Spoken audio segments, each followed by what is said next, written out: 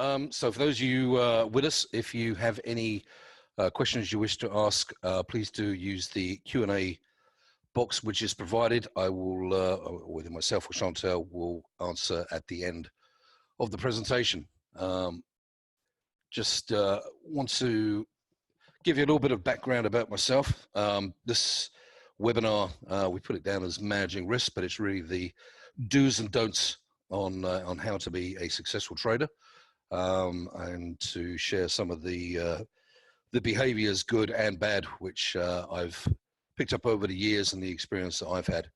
To give you a little background on myself, I've been a currency trader probably for just over 30 years now. Started off in London, then moved to New York. I've run a couple of the largest trading desks on Wall Street. I've worked with some of the best traders, I would say, that I've ever had the pleasure of working with. I've also worked with a couple of the worst as well, and we end up learning from all of them what to do and what not to do. So what I really wanted to do today was just go through really go through some things to think about as a trader, whether you're a new trader or even an experienced trader. Just some things to think about really before you even log into your trading system, putting any trades on, etc. Just some behaviors to really think about. And the first thing I really wanted to touch on was around risk, about how much are you comfortable risking when trading? And that is a question which only you, that trader, can really answer. Everybody is different. Everybody has different financial situations. Everybody has different risk tolerances. It really boils down to the individual. What I would avoid is, this day and age of social media, there's a lot of chat rooms and trading chat rooms, and you get a lot of egos in these chat rooms, and people talking about risking huge amounts and being able to have big P&Ls and all the rest of it. I would avoid listening to any of that. 99% of it is going to be pure bravado, and again, what applies to them may not apply to you. So make sure you know exactly how much you're willing to risk, what you're comfortable risking. The analogy I use, if you're ever going to go to a casino, you normally think to yourself, I'm going to take $100 with me or $300 with me, whatever it was for you. This is a leveraged product, okay? So it does enhance the ability to lose money or to make money somewhat quicker than if it wasn't. So, be very mindful of how much you're willing to risk. And also be very mindful as well of where you're getting those funds from. If you're delving into your retirement funds, I'd probably suggest that's not the best of ideas. So that's the first thing to think about before you do anything is, how you're going to fund your account and with how much. And then the next thing, you've logged into your system, you've got your trading system up. And again, it doesn't really matter whether you're a new trader or a very experienced trader like myself. There's a certain thrill and excitement around trading.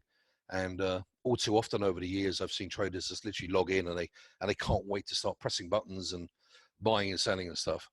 It sounds good, but that usually ends up in disasters. So I have a phrase I use, which is plan your trade and trade your plan. Now, what do I mean by that? In terms of trading, it's always have a really good idea, to think about what it is you want to trade. Now, we offer here at GEO Markets, we have a lot of different currency pairs for you to trade. We have equity indices to trade, commodities, energy, individual stocks. So it's important for you to, first of all, identify what interests you, what you want to trade, and then think about the trade you're putting on. Think very clearly about why you want to put that trade on. And there's basically three approaches.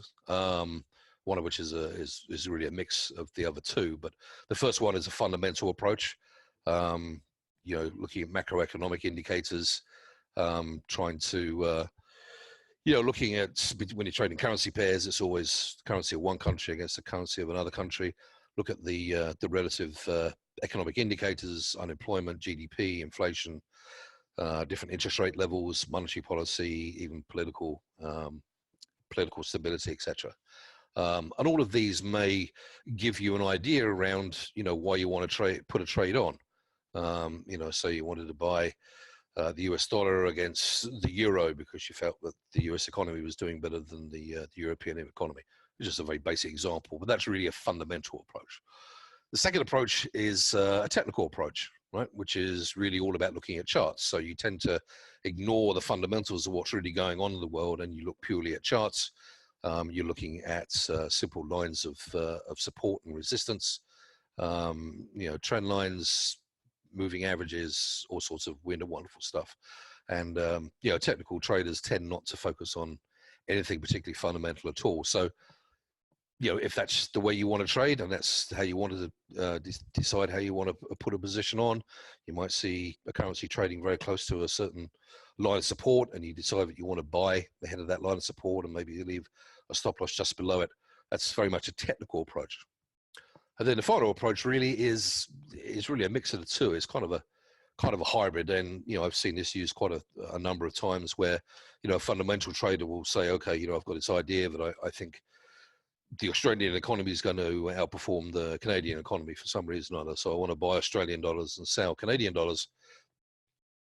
Rather than just jump into the market at current levels, I want to go look at a chart and say, okay, let's have a think about where I'm going to get into this position.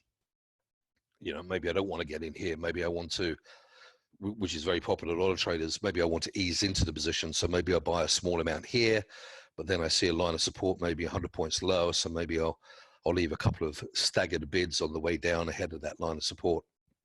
There's lots of ways of doing it, but always have a plan why you're putting a trade on. Don't just press a button for the sake of it. And then also, be very mindful, not only about why you're putting a trade on, but where you want to get in, and also where you want to get out. And that brings me on to the subject of stop losses. Now, one thing I know I've seen a lot of, heard a lot of people ask me over the years, certainly in retail, stop losses. No one likes stop losses. No one wants to get stopped out. If I had a dollar for every time I've heard someone say, well, if I put a stop loss in, I'll just get done. The reason you're going to get done, there's going to be two reasons. One, you were wrong. Or two, you left the stop loss way too close to your entry point, and you just got caught up in the intraday volatility. Okay, when I worked in the bank world, we could run some fairly large positions, and there were two things we could get fired for working on that desk straight away.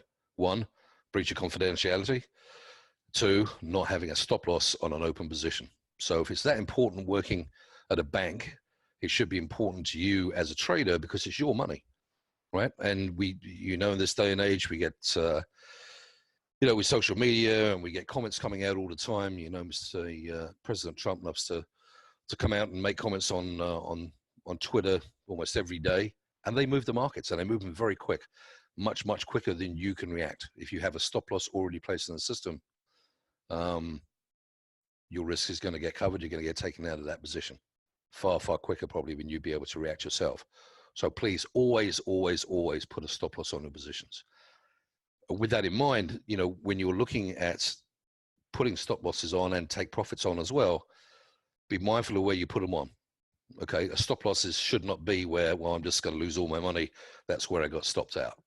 Yes, the system will stop you out if you run it into the ground, but it should be where you think that position is wrong, which probably means you really want to go and look at something technical, to go and pick a level, maybe below a line of support or above a line of resistance, to go and have a stop put in place.